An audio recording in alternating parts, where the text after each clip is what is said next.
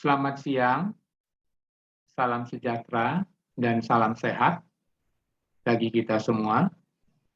Perkenalkan, nama saya Alexander Halim Santoso. Pada kesempatan ini, saya hendak memaparkan mengenai deskripsi diri terkait proses pengajaran, penelitian, dan publikasi ilmiah, serta kegiatan pengabdian yang saya lakukan sebagai bagian dari pernyataan deskripsi diri unjuk kerja Tridharma Perguruan Tinggi. Saya adalah salah seorang dosen dari bagian gizi Fakultas Kedokteran Universitas Tarumanegara Jakarta. Saya bergabung di Fakultas Kedokteran sejak tahun 2016. Saya lahir di Kota Medan dan menyelesaikan pendidikan dasar saya di Kota Medan. Selanjutnya, saya meneruskan pendidikan tinggi saya di Fakultas Kedokteran Universitas Atmajaya Jakarta, dan kemudian melanjutkan program magister di bidang ilmu gizi klinik di Fakultas Kedokteran Universitas Indonesia Jakarta. Di bagian gizi, saya diberikan tugas untuk mengampu beberapa blok. Salah satunya yang akan saya sampaikan pada kesempatan ini adalah blok Biomedik 1. Blok Biomedik 1 ini merupakan blok kedua dari 21 rangkaian blok yang harus diselesaikan oleh seorang mahasiswa Fakultas Kedokteran di Universitas Tarumanegara Jakarta. Sebelum mahasiswa yang bersangkutan dinyatakan lulus dan berhak untuk menyandang gelar sarjana kedokteran.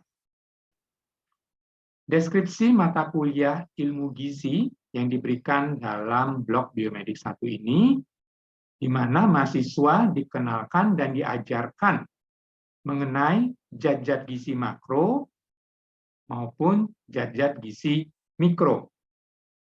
Selain itu, juga diajarkan kepada mahasiswa berapa kebutuhan dari masing-masing zat gizi tersebut, apa peranan daripada zat-zat gizi tersebut, dan bahan makanan sumber dari bahan zat gizi tersebut.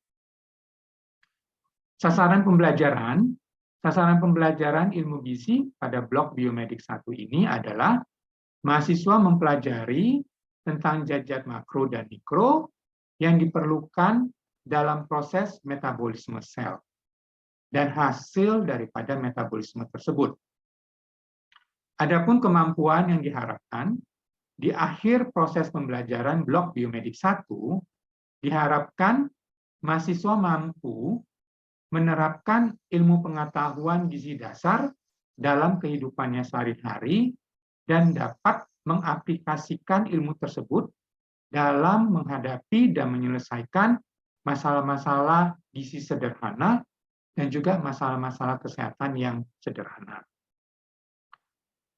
Adapun materi bahasan yang diberikan selain daripada pengetahuan mengenai zat gizi makro dan juga zat gizi mikro, kepada mahasiswa juga diberikan mengenai antropometri. Adapun antropometri yang diberikan pada mahasiswa berupa pengukuran indeks massa tubuh, dan juga kepada mahasiswa diajarkan mengenai ukuran rumah tangga. Metode pembelajaran yang dilakukan pada blok Biomedik 1 ini menggunakan metode problem-based learning yang dibagi ke dalam kuliah dan juga diskusi kelompok yang berlangsung selama 6 minggu. Perkuliahan dilakukan secara tatap muka langsung, namun mengingat kondisi saat ini masih berada dalam kondisi pandemi COVID-19, maka kegiatan tatap muka secara langsung tidak dapat dilakukan, sehingga digantikan secara daring dengan menggunakan aplikasi Zoom. Namun demikian, pemberian materi tetap dilakukan secara interaktif.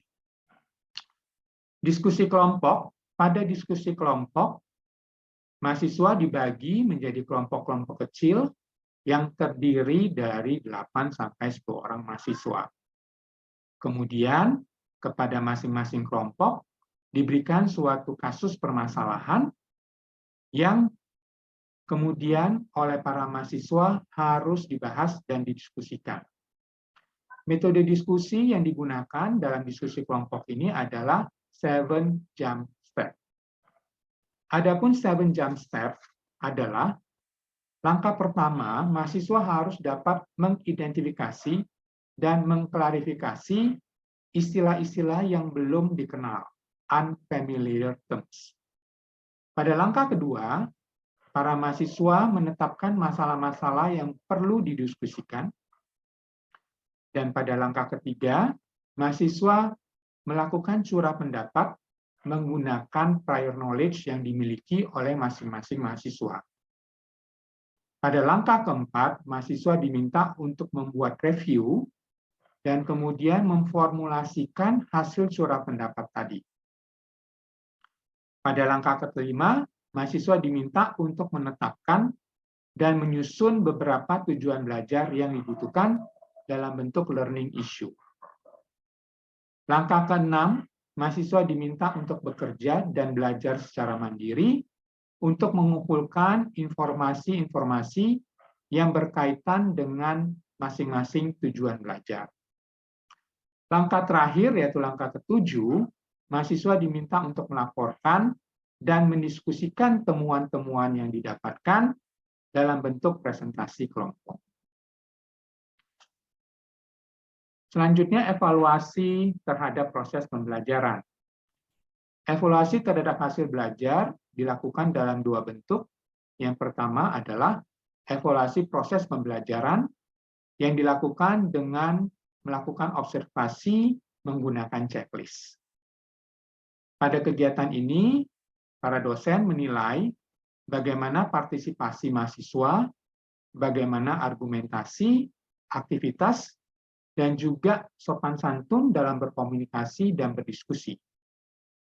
Evaluasi pengetahuan diberikan dalam bentuk ujian tulis dan dalam bentuk soal-soal multiple choice questions. Berikutnya akan saya sajikan video pengajaran ilmu gizi dalam blok Biomedik 1. Semoga dengan pemaparan video ini dapat dilihat lebih jelas bagaimana proses pengajaran yang dilakukan. Selamat menyaksikan.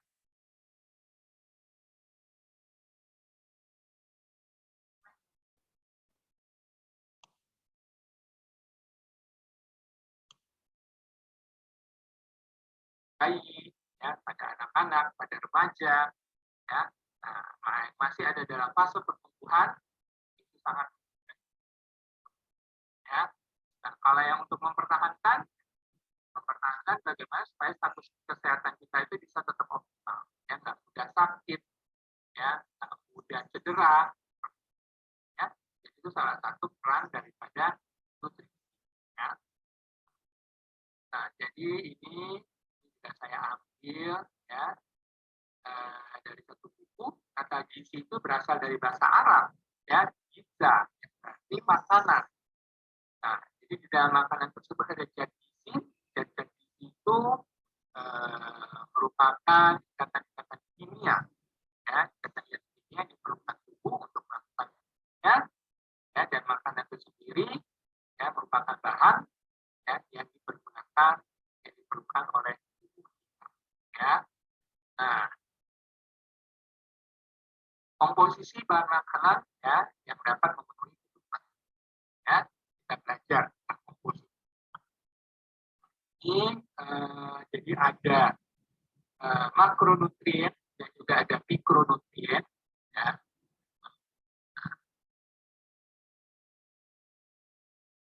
Ya, jadi ada makronutrien ya, dan juga ada mikronutrien. Yang kita sebut sebagai makronutrien, ya, yang makronutrien itu adalah karbohidrat, lemak, dan protein. Ya, itu adalah makronutrien. Sementara yang mikro itu kecil, ya, itu adalah vitamin dan juga mineral.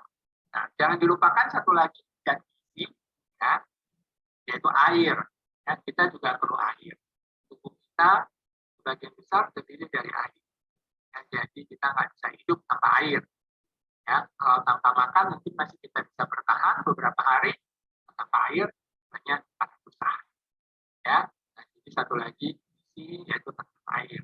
Ya, nah jadi zat gizi ini kita perlukan ya untuk berbagai proses daripada tubuh kita ya secara fisiologis ya untuk metabolisme ya kita membutuhkan zat gizi ini untuk menghasilkan energi.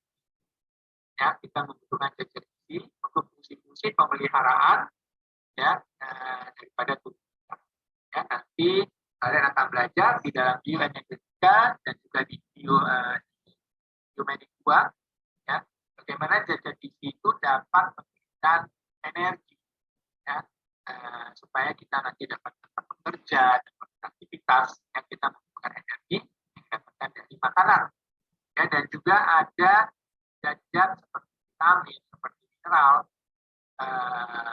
yang penting ya tadi Prof sudah sampaikan ada yang namanya asam amino esensial ya nah esensial itu artinya nggak bisa kita dapatkan nggak bisa dibentuk oleh badan kita ya jadi mau tidak mau untuk mencukupkannya dalam tubuh kita harus dapatkan dari makanan ya nah, jadi ternyata sekali ya ini adalah triguna daripada zat gizi ya jadi zat gizi itu yang pertama berfungsi sebagai sumber energi ya berfungsi sebagai sumber energi barangkali masih ada yang ingat ya masih ada yang ingat kira-kira zat gizi mana yang dapat memberikan energi karbohidrat,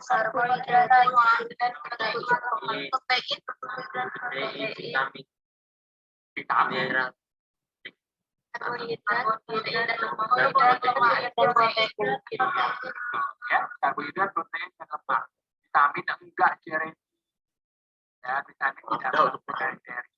Ya, yang mana energi itu adalah karbohidrat, protein, dan lemak. Sebenarnya ada satu lagi, ya, ada satu lagi yang juga dapat menghasilkan energi. Ada yang tahu selain protein, karbohidrat, dan lemak, ada sebenarnya lagi satu yang dapat menghasilkan energi. Glukosa, lipid, 100 nukleat sama minut. Siapa yang tahu? Lipid. Lipid itu lemak. Air. Air? Oh, tidak bisa. Glukosa dong. Apa? Glukosa. Glukosa itu bagian dari karbohidrat. Yo, siapa yang tahu? Asam amino. Asam amino itu adalah pembentuk daripada protein. Asam nukleat, oh enggak, itu juga bagian dari protein. Zat besi dong.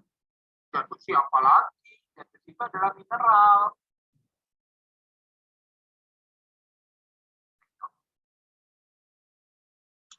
Fiber. Fiber itu bagian dari karbohidrat.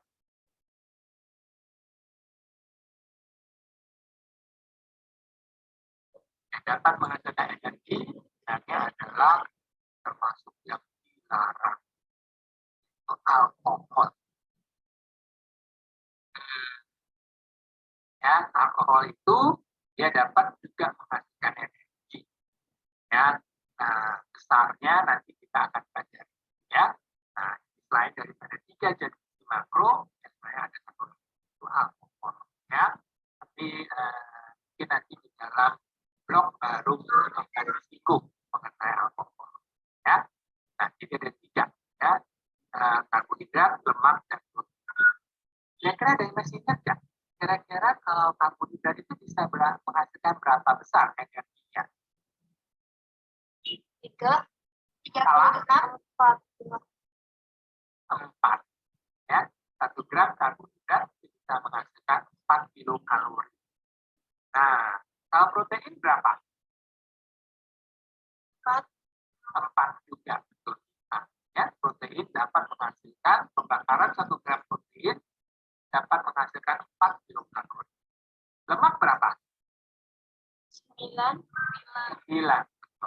Ya, 1 gram lemak dapat menghasilkan 9 kilokalori.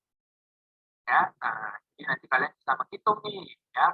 Tapi tentu saja kalian harus tahu dulu, misalnya, ya kamu makan nasi 1 centong, ya 1 centong nasi itu bisa menghasilkan berapa energi ya? Nah, kamu harus lihat dulu dan ya, misalnya 1 centong itu sama dengan 100 gram nasi, ya. Nah, kalau 1 centong kan susah ya kita memperkirakan, kita harus ubah dulu, namanya 1 centong itu nanti itu yang kita sebut sebagai ukuran rumah tangga, ya nanti akan saya berikan. Nah, jadi kita harus ukur dulu beratnya itu 1 centong itu berapa, ya. Nah, kita perkirakan biasanya 1 centong nasi itu beratnya adalah 100 gram, ya. Nah, jadi di dalam 100 gram nasi itu, nah kita harus tahu karbohidratnya ada berapa gram, ya, proteinnya ada berapa gram, ya, lemaknya ada berapa gram. Nah, dari itu baru bisa kita hitung, ya. Nanti dari 100 gram nasi itu bisa menghasilkan energi sekian. Ya, kalau cuma ditanya, dok, nasi berapa energinya ya? Nah, nggak bisa kita langsung memberikan data. Ya, kita harus tahu dulu karbohidratnya berapa, lemak berapa, proteinnya berapa. Karena 3 gizi itu tadi yang dapat memberikan, ya. Nah, itu peran zat gizi yang pertama, ya. Yang kedua aja sebagai dikatakan sebagai zat pembangun. Nah, kira-kira zat gizi mana yang berfungsi sebagai zat pembangun? Protein. Ya, protein terutama ya yang membangun. Ya. Kalau zat pengatur? Vitamin. Ada zat pengatur, dia itu biasanya vitamin dan mineral. Ya, itu yang lebih berfungsi ke arah pengaturan. Ya, jadi vitamin itu nanti kita akan pelajari. Oh, dia akan ikut mengatur proses metabolisme. Ya, nanti kalian akan banyak belajar dengan fisiknya peran daripada masing-masing vitamin dan mineral. Ya, nanti juga akan diulas di dalam blok-blok ya yang terkait ini. Oh, vitamin D. Nah, contoh kayak sekarang nih vitamin D. Lagi heboh-hebohnya dibicarakan kenapa. Nah, gimana nih dia bisa sampai disampaikan vitamin D bisa meningkatkan daya tahan tubuh kita. Jadi kalau yang kadar vitamin D dalam badannya cukup, nah ini biasanya dapat mencegah orang tersebut kena COVID. Nah, gimana kok bisa dia bisa itu?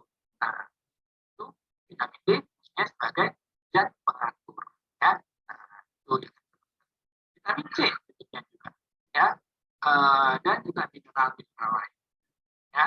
Nah, jadi ada 3 guna daripada zat gizi sebagai sumber energi, sebagai zat pembangun, dan juga sebagai pengatur. Ya. Nah, kemudian, nah ini tadi zat gizi yang akan kita ulas, ya. Jadi ada protein, karbohidrat, lemak, ya, vitamin, mineral, dan juga air. Ya. Nah, karbohidrat, ya, secara rumus bangun itu nanti kalian belajar. Ya, rumus bangun kimianya adalah CnH2O. Ya, nanti saya tidak singgung, nanti kalian bisa pelajari. Ya. Nah, klasifikasinya, ya, klasifikasi karbohidrat, ya, dari sisi gizi kita biasanya membagi karbohidrat itu menjadi 2, ya, jadi karbohidrat sederhana dan juga karbohidrat kompleks. Ya, kompleks artinya karbohidrat karbohidrat itu banyak sekali, panjang sekali. Ya, nah, jadi kalau misalnya kita bilang contoh karbohidrat nasi. Ya, nasi kalau kita makan, ya, sampai nanti dia bisa menghasilkan energi. Nah, nasi itu kan dalam mulut kita kunyah. Ya, proses pengunyahan itu akan memotong ikatan-ikatan ataupun rantai-rantai di dalam karbohidrat itu menjadi bentuk-bentuk yang lebih pendek. Ya, supaya nanti sampai di dalam usus, itu karbohidrat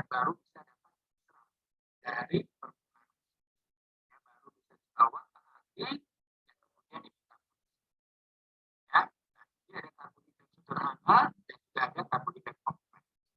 Ya. Karbohidrat kompleks itu namanya kita sebut sebagai polisakarida. Ya, polisakarida. Sementara karbohidrat sederhana, nah itu terdiri dari yang namanya monosakarida dan juga disakarida. Nah, siapa yang tahu yang tergolong monosakarida itu apa saja? Glukosa, fruktosa, galaktosa. Betul. Ya, fruktosa, dan galaktosa. Ya, itu monosakarida. Kalau disebut yang tergolong satu lagi disakarida, apa saja? Ada yang tahu? Fruktosa, laktosa, maltosa. Apa? Sukrosa, laktosa, dan maltosa, dok. Ya, fruktosa, laktosa, dan maltosa. Ya, dia terdiri dari dua jenis monosakarida yang pada kita lihat nanti. Nah, sukrosa. Siapa yang tahu contoh bahan makanannya? Sukrosa itu apa? Gula, dok. Gula pasir. Gula pasir. Ya, jadi kalau kita masuk sukrosa itu contoh bahan makanannya yang paling jelas adalah gula pasir. Ya, nah itu yang saya maksud tadi. Kalian harus tahu bahan makanan. Ya, jangan kamu bilang misalnya orangnya sakit nih, sakit gula. Ya, ketemu ada pasien datang sama kamu. Dia udah tidak. Ya, nah, kamu mau mengajukan dia sebenarnya jangan banyak makan gula. Ya, tapi kamu cara nyampeinnya, Pak, jangan banyak makan sukrosa ya. Nggak ngerti orangnya. Apaan sih dok sukrosa? Nah, ya, tapi kalau kamu bilang, Pak, gulanya dikurangin ya, atau gulanya kita kasih ngerti. Gula, oh iya tahu dok, gula. Ya, nah, atau misalnya orang obesitas nih, ya, nah, kamu harus kurangin. Nah, itu minuman kotaknya dikurangin, jus bobanya dikurangin. Nah, karena di dalam makanan-makanan tersebut banyak kandung gula. Ya, jadi itu tadi saya sampaikan kalian harus tahu bahan makanan. Ya, nah terus itu klasifikasinya. Kemudian metabolismenya nanti kalian akan pelajari lebih banyak ya di dalam fisiologi. Jadi gambarannya makanan seperti nasi ya itu merupakan polisakarida. Ya, kamu makan ubi, kamu makan singkong, ya kamu makan kentang atau kamu makan pizza, ya itu semuanya dari kalau dari kelompok karbohidrat itu bentuknya adalah polisakarida.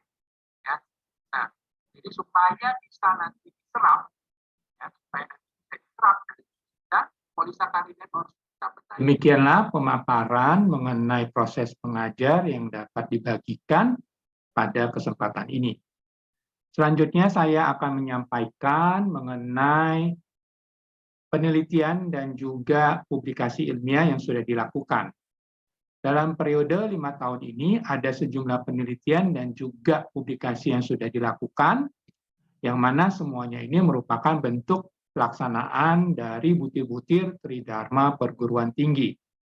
Penelitian-penelitian yang dilakukan ini didasarkan pada roadmap yang sudah dibuat dan disesuaikan dengan visi dan misi saya, yaitu di bidang gizi, dengan menitikberatkan atau difokuskan pada kesehatan usia lanjut.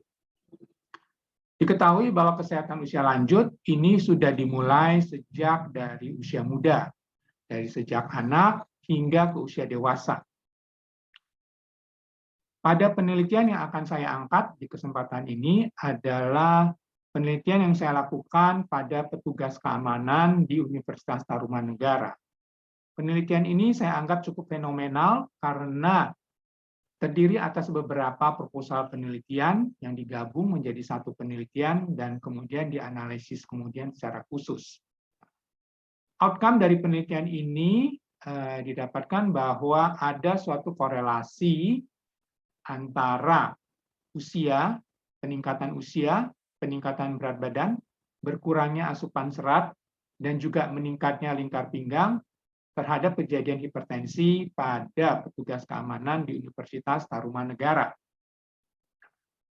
Penelitian ini novel karena sebelumnya sangat jarang ditemukan penelitian yang dilakukan pada petugas keamanan. Diharapkan manfaat daripada penelitian ini dapat menjadi acuan bagi penelitian-penelitian selanjutnya, dan bagi subjek penelitian dapat dilakukan suatu pengukuran berat badan yang rutin, pengukuran lingkar perut yang rutin, dan dilakukan juga pengukuran tekanan darah yang rutin untuk mencegah kejadian hipertensi. Penelitian lain yang hendak diangkat adalah penelitian pada kelompok pengemudi bus. Penelitian ini juga cukup novel, ya, karena masih sedikit penelitian yang dilakukan pada kelompok pengemudi bus antar kota. Dari penelitian ini ditemukan adanya suatu hubungan yang signifikan antara peningkatan indeks massa tubuh, lingkar pinggang, dengan peningkatan kadar gula darah pada pengemudi bus antar kota. Diharapkan juga dari hasil penelitian ini ya, bisa menjadi acuan bagi penelitian-penelitian selanjutnya dan juga bagi pengemudi bus dapat melakukan pengukuran berat badan dan juga lingkar perut secara rutin dan juga pengecekan kadar gula darah untuk menurunkan kejadian diabetes mellitus.